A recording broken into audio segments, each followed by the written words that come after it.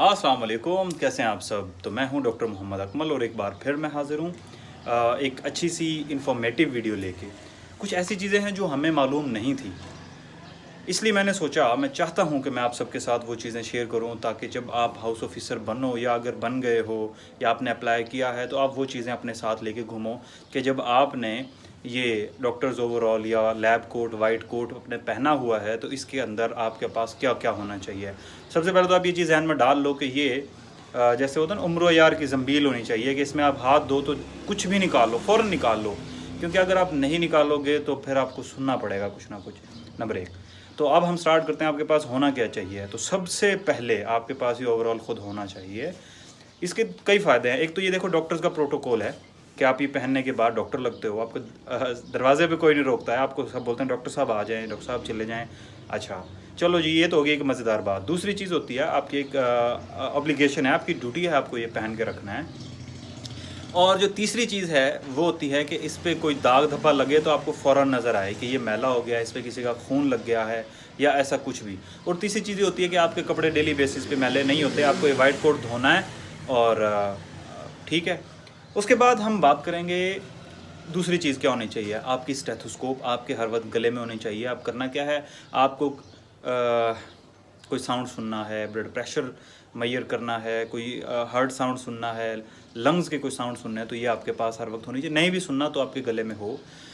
उसके बाद आपका बीपी ऑपरेटस डिजिटल हो या मैनुअल हो, वो आपके पास होना चाहिए आपकी जेब में। अब नीचे वाली जेब, इस बड़े वाली जेब में आपने डाला हुआ हो, ठीक है, क्योंकि आपका अपना होगा तो ज़्यादा जल्दी से और ज़्यादा बेहतर आप पेशेंट को असेस कर सकते हो।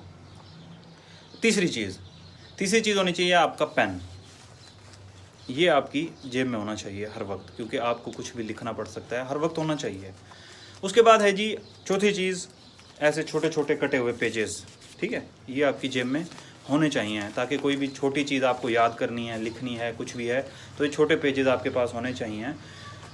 अब है जी इसके बाद पांचवी चीज़, ऐसे बड़े पेजेस आपके पास होने चाहिए आपकी जेब में, आपने फोल्ड करके रखे हुए हैं जैसे क्योंकि मैंने कहा ना, ये उम्र यार की ज़ंबील होती है डॉक्टर की जेब, उसके अंदर सब कुछ आता है पैसों के अलावा, ठीक है। उसके बाद आपके पास आपके ग्लव्स होने चाहिए, वो मैंने बस अभी उतारे हैं। आपका मास्क होना चाहिए। मास्क अगर आप N95 या KN95 यूज़ कर रहे हैं तो चलें, सिंगल ठीक है, लेकिन अगर आप सिंपल सर्जिकल इस्तेमाल कर रहे हैं तो ये डबल होना चाहिए, क्योंकि ये 3 प्लाई होता है, 3 लेयर है, तो अगर आप डबल कर लेते हैं तो वो 6 लेयर्स हो जाता है, और KN95 जो है वो 5 लेयर है।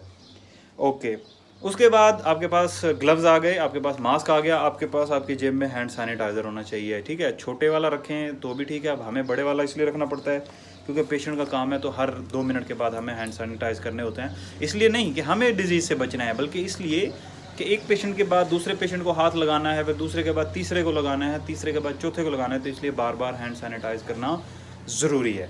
अच्छा जी, उसके बाद आपके पास आपका पल्स ऑक्सीमीटर होना चाहिए, ठीक है।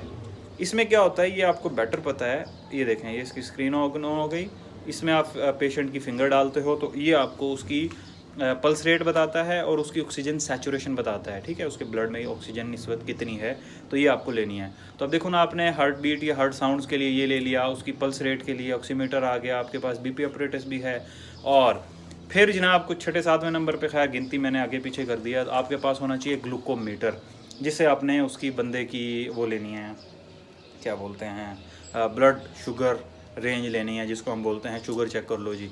ये इसका बॉक्स होता है, डब्बी बोलते हैं, इसके अंदर ना इसकी स्ट्रिप्स होती हैं, ये देखें स्ट्रिप्स और लेंसिक्स प्रिकर,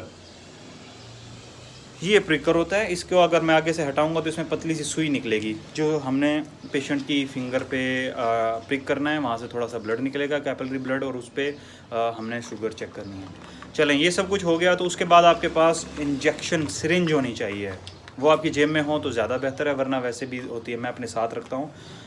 5 ml, 1 ml, 10 ml सब आपके पास होनी चाहिए, कि जो ज़रूरत पड़ जाए आपने उसी तरह फ़ौरन वहाँ पे इस्तेमाल करनी है। चलें, अब आपने जी सिरिंज भी रख ली, सब कुछ हो गया। उसके बाद आपके पास वॉयल्स होनी चाहिए, वॉयल्स जिसके अंदर आप ब्लड सैंपल लोगे। तो वॉयल्स मोस्टली 3 के किस्म की होती हैं, 5 भी हैं मेरे ख्याल है, लेकिन जो मोस्टली यूज़ होती हैं वो है 3। नंबर 1 पर्पल, नंबर 2 येलो, उसके बाद है ये ब्लू।